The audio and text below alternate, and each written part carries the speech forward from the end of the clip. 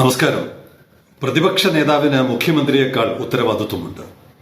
ആ ഉത്തരവാദിത്വം അദ്ദേഹം നിർവഹിക്കണം. ശൈലിംഗമന്ത്രി ആരംഭിക്കുന്നു.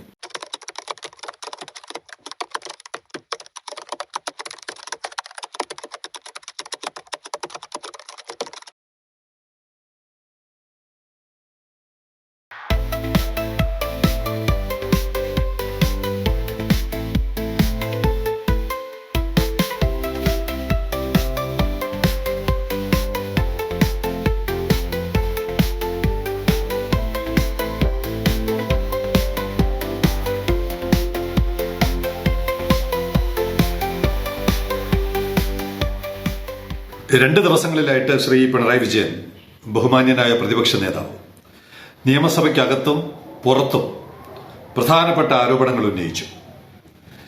അദ്ദേഹത്തോട് എല്ലാ വിനയത്തോടും പറയാനുള്ളത്, മുഖ്യമന്ത്രി ആയിരിക്കുമ്പോൾ കാര്യങ്ങൾ കുറച്ചുകൂടി എളുപ്പമാണ്. കാരണം 10-20 മന്ത്രിമാരുണ്ട്. ഓരോ വകുപ്പിനെ സംബന്ധിച്ചും ഓരോ മന്ത്രിമാർ അത്തരം പ്രശ്നങ്ങൾ കൈകാര്യം ചെയ്തോളും, മറുപടി കൊടുക്കുകയൊക്കെ ചെയ്യും.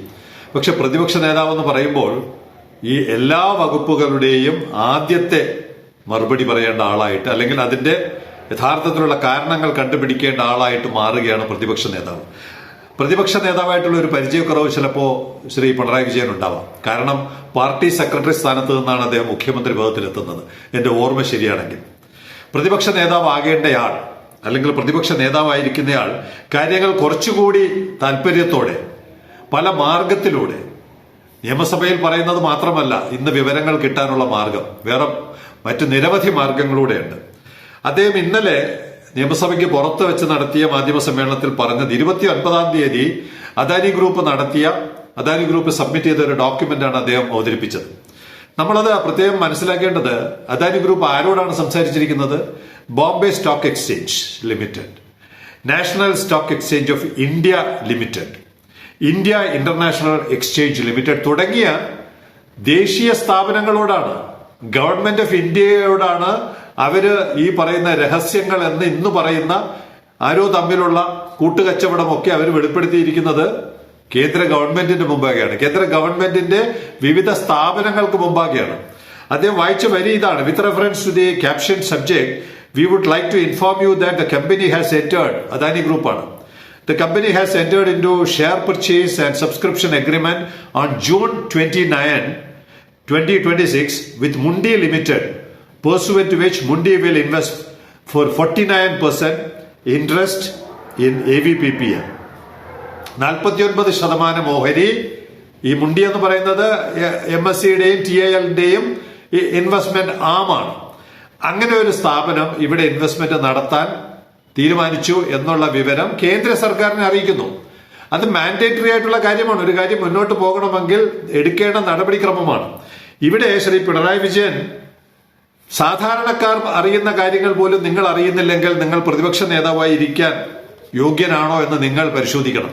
ഇത് 29 അദാനി പ്രൊഡ്യൂസ് ചെയ്ത ഒരു രേഖയ്ക്ക് മുമ്പ് ജൂൺ 29 പറയുന്നത്. ജൂൺ 1 ഇന്ത്യയിലെ ഏറ്റവും വലിയ ദേശീയ മാധ്യമമായ ഇക്കണോമിക് ടൈംസ്, ഇത്തരം വിഷയങ്ങളെല്ലാം വരുന്ന ഇക്കണോമിക് ടൈംസിൽ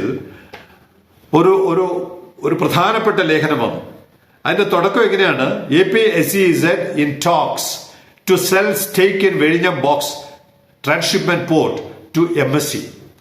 ഒരു മാസം മുമ്പ് ഈ കച്ചവടം ഓപ്പണായി, ലോകം മുഴുവൻ അറിഞ്ഞു, നിങ്ങൾ മാത്രം അറിഞ്ഞില്ല. നിങ്ങൾ 29 ദിവസം വൈകിയാണ് നിങ്ങൾ ഈ കാര്യങ്ങൾ അറിയുന്നത്. യഥാർത്ഥത്തിൽ ഒരു പ്രതിപക്ഷ നേതാവ് അങ്ങനെയാണോ ചെയ്യേണ്ടത്? കൃത്യമായി അതിനകത്ത് പറയുന്നുണ്ട്. ജൂൺ 1-ാം തീയതി പറയുന്നതാണ് ഇത്. അത് കഴിഞ്ഞിട്ട് ജൂൺ 2-ാം തീയതി ശൈലിംഗമന്ത്രി മലയാളത്തിൽ ഇത് പറഞ്ഞു. ഇത് ഇംഗ്ലീഷിൽ പറഞ്ഞെങ്കിൽ മലയാളത്തിൽ പറഞ്ഞു. ദ സ്റ്റേക്ക് സെയിൽ ടോക്സ്, ഈ ഷെയർ വിൽപ്പന, the stake sale talks on വിഴിഞ്ഞം port align with the provisions in the concession agreement. പ്രത്യേകം വായിക്കണം, വരികൾ വായിച്ചെടുക്കണം. Align with the provisions in the concession agreement. Concession agreement പ്രകാരമുള്ള വ്യവസ്ഥകൾക്ക് അടിസ്ഥാനമാക്കിയാണ് ഇത് ചെയ്യുന്നതെന്നാണ് എഴുതി വെച്ചിരിക്കുന്നത്. Concession agreement sign by APSEZ with the Kerala government that allows.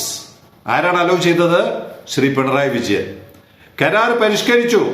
Shri ഉമ്മൻചാണ്ടിയുടെ കരാർ പരിഷ്കരിച്ച് ഒപ്പിട്ടത് ശ്രീ പിണറായി വിജയനാണ്, അല്ലെങ്കിൽ പിണറായി വിജയന്റെ നേതൃത്വത്തിലുള്ള സർക്കാരാണ്. with the Kerala government that allows the port developer and operator to dilute its stake to 26%. 26% വരെ കുറയ്ക്കാൻ കരാറിലുണ്ടെന്ന് പറയുന്നു. അദാനിയുടെ 100% കരാർ 26%, 74% വിൽക്കാൻ അനുവാദമുണ്ടെന്ന് കരാറിലുള്ളതായിട്ട് ഇത് വരുന്നു. ഇത് വരുമ്പോ ഇമ്മീഡിയറ്റ് ആയിട്ട് 1-ാം തീയതി പോട്ടെ 2-ാം തീയതിയെങ്കിലും കേരള സർക്കാരിനെ പ്രതിയാക്കണ്ടേ പ്രതിപക്ഷ നേതാവ്? അത് ചെയ്തോ? ഗുരുതരമായ വീഴ്ചയല്ലേ വരുത്തിയിരിക്കുന്നത്? Stake to 26% or such lower proportion as may be permitted by the authority. ആരാണ് authority?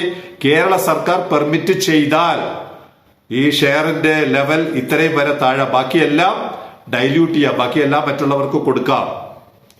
During the remaining concession period, ബാക്കിയുള്ള കൺസെഷൻ പീരീഡ് 2060 അത് കഴിഞ്ഞ് 2080 വരെ പോകാവുന്ന കാലത്തിനുള്ളിൽ സംഭവിക്കാവുന്ന കാര്യം ഇതാണെന്ന് ഇന്ത്യയിലെ ഏറ്റവും പ്രമുഖമായ ഒരു പത്രം അച്ചടിച്ച് നിരത്തിയിട്ട് പ്രതിപക്ഷ നേതാവ് എന്ത് ചെയ്തു എന്നാണ് വളരെ വിനയത്തോടെ നിങ്ങളോട് ചോദിക്കുവാനുള്ള ഒരു ചോദ്യം. ഇനി നിയമസഭയിൽ പ്രതിപക്ഷ നേതാവ് ഉന്നയിച്ച ചില കാര്യങ്ങളുണ്ട്. ഈ ഡോക്യുമെന്റ് മുഴുവൻ വായിച്ച് അവതരിപ്പിക്കാനുള്ള സാവകാശം കിട്ടാത്തത് കൊണ്ട് ഇന്നലെ അവതരിപ്പിച്ചില്ല, ഇന്ന് അവതരിപ്പിക്കുന്നു. എന്താണ് അദ്ദേഹം പറഞ്ഞ? മൊണോപ്പൊളി, നാഷണൽ സെക്യൂരിറ്റി, കേരളത്തിന്റെ ഇൻട്രസ്റ്റ് തുടങ്ങിയ കാര്യങ്ങൾ കൃത്യമായും ശ്രീ പിണറായി വിജയൻ നൽകിയ കരാറിൽ ഇതെല്ലാം വ്യക്തമായി പറയുന്നുണ്ട്. അദ്ദേഹം നൽകിയ കരാറിന്റെ അടിസ്ഥാനത്തിലാണ് ഇന്ന് ഈ ഷെയർ കച്ചവടമൊക്കെ നടക്കുന്നത്. Subject to the obligations relating to non discriminatory access. എന്താണ് പറയുന്നത്? മൊണോപ്പൊളി എന്നല്ലേ, വേറെ ആർക്കും വരാൻ പറ്റില്ലെന്നല്ലേ പറയുന്നത്. എന്താണ് കരാർ പറയുന്നത്? Subject to the provisions of clause 582, the concessionaire shall manage and operate Adani. The concessionaire shall manage and operate the port on a common user basis. എല്ലാവർക്കും നൽകുന്ന തരത്തിൽ ഉപയോഗപ്പെടുത്തണം. And provide non-discriminatory access. ഒരു തരത്തിലുള്ള വിവേചനവും കാണിക്കാതെ എല്ലാ കപ്പലുകളെയും ഇങ്ങോട്ട് പ്രവേശിപ്പിക്കണം. To all vessels, vehicles, shipping lines, shippers, receivers, forwarders and other persons in accordance with the provisions of this agreement, and shall refrain from adopting any unfair or discriminatory practices against any user or potential user thereof. നിങ്ങളുടെ കരാറിൽ കൃത്യമായി ഇത് പറയുന്നുണ്ട്. പിന്നെ എങ്ങനെയാണ് അദാനിക്ക് monopoly ആയിട്ട് practice ചെയ്യാൻ പറ്റുക? അത് പ്രാക്ടീസ് ചെയ്താൽ ഈ കരാർ റദ്ദാക്കാൻ കേരള സർക്കാരിന്, LDF ആയാലും UDF ആയാലും BJP ആയാലും ഏത് സർക്കാരിന് കരാർ റദ്ദാക്കാനുള്ള എല്ലാ അവകാശവും ഈ കരാർ ഉറപ്പ് നൽകുന്നുണ്ട്. ഇനി അതിന്റെ തുടർച്ച. The Vizhinjam International Seaport is conceived as a common user facility. All shipping lines should get equal opportunity and equality in tariffs. എല്ലാ കപ്പൽ കമ്പനികൾക്കും തുല്യ അവകാശം നൽകണം, തുല്യ നിരക്ക് നൽകണം എന്ന് കരാർ പറയുന്നുണ്ട്. ഇത് നടക്കുന്നുണ്ടെന്ന് ഉറപ്പുവരുത്തേണ്ടത് അതാത് കാലത്ത് അധികാരത്തിലിരിക്കുന്ന ഗവൺമെന്റുകളാണ്. ആ ഗവൺമെന്റ് അത് ചെയ്യുന്നുണ്ടോ ഇല്ലയോ എന്ന് ഉറപ്പുവരുത്തേണ്ടത് പ്രതിപക്ഷ നേതാവാണ്. അപ്പൊ ഇത്രയും സുതാര്യമായും വ്യക്തമായും കരാറുകളിൽ ഇത് എഴുതി വച്ചിരിക്കുമ്പോൾ എന്തിനാണ് ഇല്ലാത്ത കഥയുണ്ടാക്കി, ഇല്ലാത്ത പുകയുണ്ടാക്കി ഇവിടെ ഒരു ദുരൂഹത സൃഷ്ടിച്ച് കേരളത്തിന്റെ അവസാന ബസ്സുകളിൽ ഒന്നായ ഈ തുറമുഖത്തെ ഇല്ലാതാക്കാൻ ശ്രമിക്കുന്നത്? ഇനിയുമുണ്ട്. The common user facility condition can be invoked by Government of Kerala from the 3rd anniversary of COD.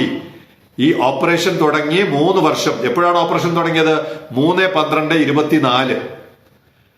That is from 3/12/27. 27 December മാസം 3-ാം തീയതി മുതൽ എല്ലാ കപ്പലുകളെയും പ്രവേശിപ്പിച്ചേ പറ്റൂ. കരാർ അനുസരിച്ച് അതാണ്. അപ്പൊ അതുവരെ അദാനിക്ക് MSCക്ക് മാത്രമായിട്ട് കൊടുത്താലും കരാർ അതിനുള്ള അനുവാദം അദാനിക്ക് നൽകുന്നുണ്ട്. പക്ഷെ 3 വർഷം കഴിയുമ്പോൾ എല്ലാ കപ്പൽ കമ്പനികൾക്കും ഇത് തുല്യമായി കൊടുക്കുകയും തുല്യ നിരക്ക് നൽകുകയും ചെയ്യണമെന്ന് കരാർ പറയുമ്പോൾ എന്തിനാണ് ആവശ്യമില്ലാത്ത വേവലാതി സൃഷ്ടിക്കുന്നത്? Obligations relating to change in ownership. ഇവിടെ ഓണർഷിപ്പ് മാറ്റിയെന്നാണല്ലോ പറയുന്നത്. ആർക്ക് മാറ്റാൻ പറ്റും? അദാനിയല്ല, അദാനിയുടെ തമ്പുരാൻ വിചാരിച്ചാലും മാറ്റാൻ പറ്റില്ല. The concessionaire shall not undertake or permit any change in ownership except with the approval of the authority. Kerala government സമ്മതിക്കാതെ ഒരു ഇടപാടും ഒരു ട്രാൻസാക്ഷനും നടക്കില്ല. എവിടെ കൊണ്ട് കൊടുത്താലും, എവിടെ കൊണ്ട് പേപ്പർ കൊടുത്താലും ഫൈനൽ കേരള സർക്കാരിന്റെ മുമ്പിൽ വരണം. കേരള സർക്കാർ സമ്മതിച്ചാൽ കൊടുക്കാം, സമ്മതിച്ചില്ലെങ്കിൽ കൊടുക്കാൻ പറ്റത്തില്ല. For the avoidance of doubt, ഇനി നാഷണൽ സെക്യൂരിറ്റിയെ കുറിച്ച് പറയുന്നതാണ്. For the avoidance of doubt it is expressly agreed that approval of the authority here and shall be limited to national security. National സെക്യൂരിറ്റിക്ക് വിധേയമായിട്ടാണ് എല്ലാ കച്ചവടവും. ഇവിടെ കറാച്ചിയിൽ നിന്ന് ഒരു കപ്പൽ വന്നു പോയി, ആരെങ്കിലും അറിഞ്ഞോ? സെയിലിംഗ് കമന്ററി അല്ലാതെ വേറെ ആരെങ്കിലും റിപ്പോർട്ട് ചെയ്തോ? എന്തെങ്കിലും നാഷണൽ സെക്യൂരിറ്റിക്ക് പ്രശ്നമുണ്ടായോ? കൃത്യമായ വ്യവസ്ഥകൾ ആ കരാറിൽ എഴുതി വെച്ചിട്ടുണ്ട്. ഒരു കപ്പൽ ഇവിടെ വരുമ്പോൾ, ഇവിടുത്തെ കരാറിലല്ല, രാജ്യം മുഴുവനുമുള്ള കരാർ, ഒരു കപ്പൽ പാകിസ്ഥാനിൽ നിന്ന് വരുന്നു, കറാച്ചി പോർട്ടിൽ നിന്ന് വരുന്നു, അല്ലെങ്കിൽ അവിടുത്തെ വേറെ ഏതെങ്കിലും വരുമ്പോൾ ഒരു കാർഗോയും ഇവിടെ അൺലോഡ് ചെയ്യാൻ പാടില്ല, ഒരു കാർഗോയും അവിടെ നിന്ന് ക്യാരി ചെയ്യാൻ പാടില്ല. പാകിസ്ഥാനിലെ ഒരു ജീവനക്കാരനും കപ്പലിനകത്ത് ഉണ്ടാകാൻ പാടില്ല. ഇത്രയും കർശനമായ നിയമങ്ങൾ പരിപാലിക്കുന്ന ഒരു നിയമം നിലനിൽക്കുന്ന രാജ്യത്ത് നാഷണൽ സെക്യൂരിറ്റിയിൽ എന്തെങ്കിലും വീഴ്ച വരുന്നുണ്ടെങ്കിൽ അത് പരിശോധിക്കാൻ കേന്ദ്ര ഗവൺമെന്റ് ഉണ്ട്. അത് പരിശോധിക്കാൻ സംസ്ഥാന സർക്കാരിനും ഉത്തരവാദിത്വമുണ്ടെന്ന് എഴുതി വെച്ചിരിക്കുമ്പോൾ ഇല്ലാത്ത പുകമറ സൃഷ്ടിച്ച് അഴിമതി ആരോപണങ്ങൾ പറഞ്ഞ് ദയവ് ചെയ്ത് ഇവിടുത്തെ കുട്ടികൾക്ക് ജീവിക്കണം. തണുപ്പിലും ചൂടിലും മരുഭൂമികളിലും പോയി അവർ തെണ്ടിത്തിരിഞ്ഞ് അലഞ്ഞു തിരിഞ്ഞ് ജീവിക്കുന്ന ഇവിടുത്തെ മക്കൾക്ക് ഒരു അവസരം നൽകാൻ കേരളത്തിലെ അവസാനത്തെ ആശ്രയമാണ് ഈ തുറമുഖം. അതിന് പാരവെക്കുന്ന, അതിന് ആണിയടിക്കുന്ന യാതൊരു പ്രവർത്തനവും കേരളത്തിൽ ആരുടെ ഭാഗത്തു നിന്നും ഉണ്ടാകാൻ പാടില്ല എന്ന് മാത്രമാണ് സെയിലിംഗ് കമന്ററിയുടെ ഉറച്ച നിലപാടും അഭ്യർത്ഥനയും.